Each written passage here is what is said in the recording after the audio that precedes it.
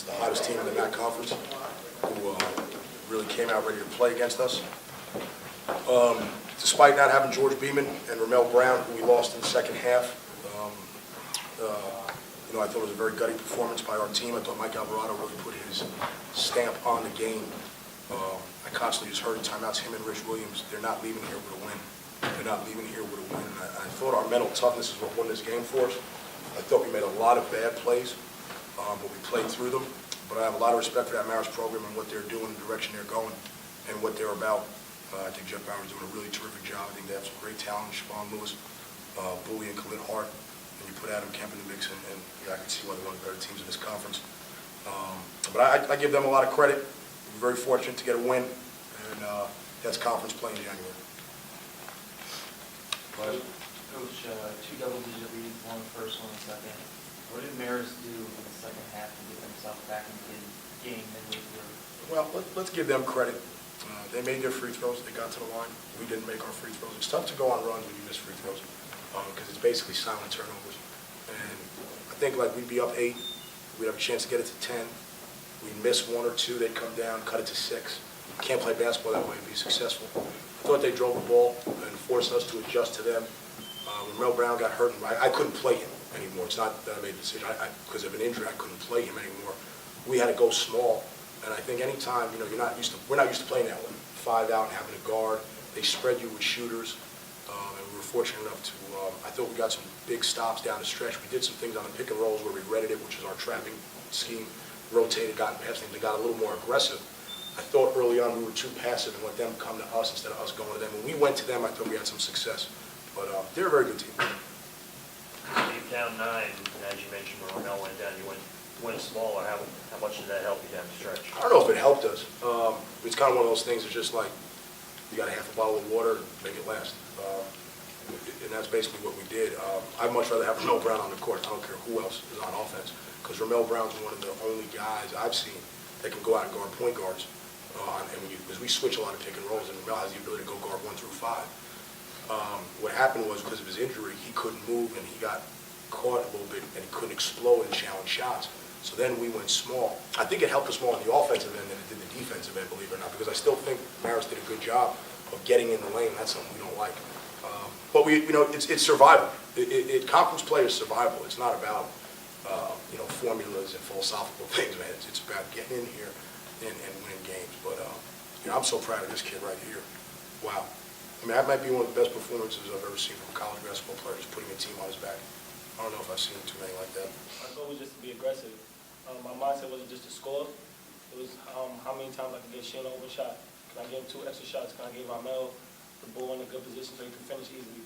So I just try to adjust to the defense. They was playing me a certain way, and I just took advantage. Did you feel like they were, why do you feel like the Piggy got the rim so much today against us?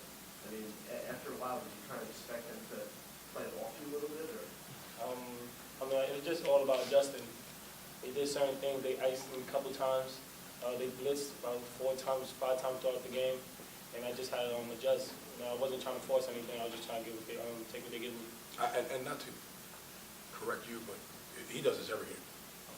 He's 6'2", 6'2 and a half, 195 pounds of all muscle.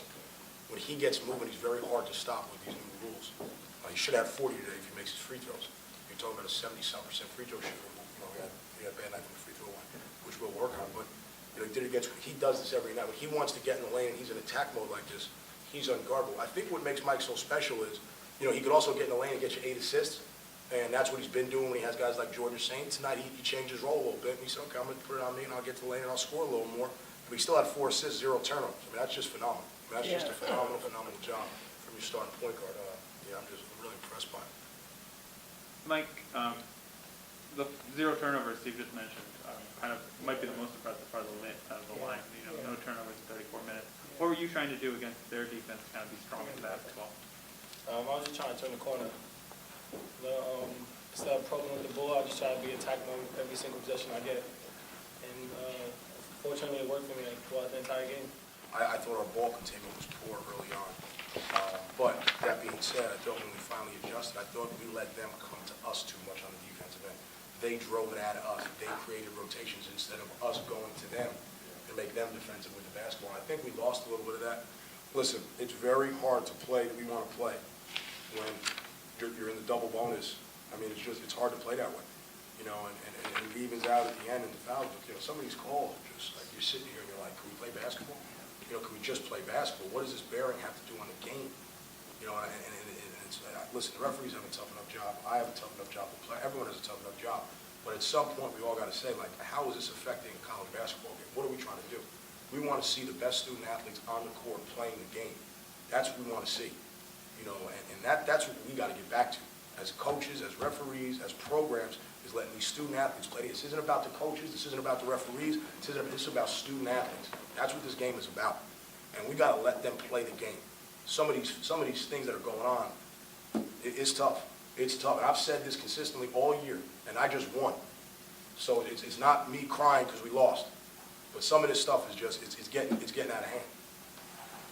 The moment you took him out in the second half, did he compare how the living crap out of him? Talk about the emotions between you two. I love this kid.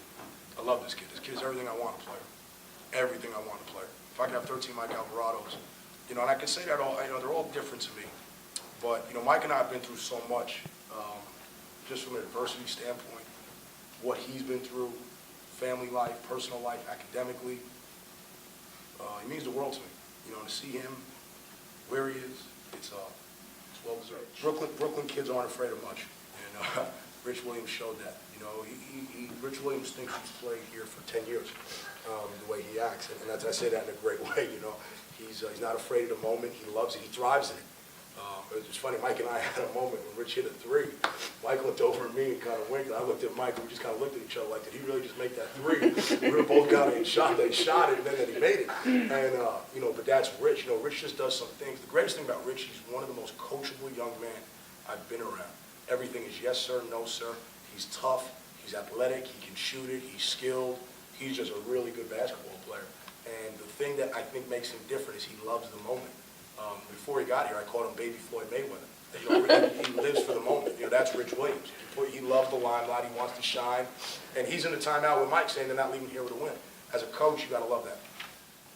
How big was this to come back and get a win after the loss, after losing George? You know, how important was it for you guys to bounce back today? I think that's a really good question because I think when you're supposed to be good and then you're good, that's great. And when things are going well, that's awesome. I said it many times. You know, adversity it reveals who you are at all times. And don't call me and wish me happy birthday, but you're gonna be there for me when I just got evicted or for a funeral. And I say that as an analogy to basketball in the sense of this team just showed what they were all about today. And they did it kind of during the year, you know, at Columbia, the Barclays Center, in different events, but you had George. Today we did it without George, without Ramel. You basically did it with next year's team. Now, Mike Alvarado was a major part of that today. But the character of the team today was really, it impressed me. I mean, at one point I looked up at the score and I said, this is going to be a tough one to get. And this team surprises me. And I think those type of teams, when you could survive when you're supposed to go down, you're going to live a long time. And Manhattan should have gone down today. We should have. Marist outplayed us today. Give them credit. They were the better team for 30 minutes maybe, 28 minutes. They outplayed us. We just made some big plays, and I just think I think it's such a statement about Mike's ability, to really take this team and Rashawn Stores and guys, Donovan Cates, they've been through it. They know what it's about. They know what it takes, and they live for it. And I'm lucky to coach this group. Mike, with George going down, did you come into today thinking, I gotta do a little more? Not really. I just, like I said earlier, just be more aggressive. We played an entire season without him last year, so we knew what we was getting into. We just had to take care of the little things, and that's what we try to do today. I had George address the team in the pregame. I didn't, and I don't know if you noticed where I had George sitting during the game. Yeah. Almost, I just said, you know what, guys, you got this today. You've been through this. You know what it's about. And George's pregame was, listen, guys, you did this last year without me. You can do it. We're all kind of replaceable. It's about the program. And I think that's what you saw today from these guys. They knew they were capable of it. It's just kind of like when you put your son or your nephew on that bike without the training wheels for the first time. we're gonna wobble a little, but once they kind of find their course, they're gonna be good. And we wobbled, but we stayed up.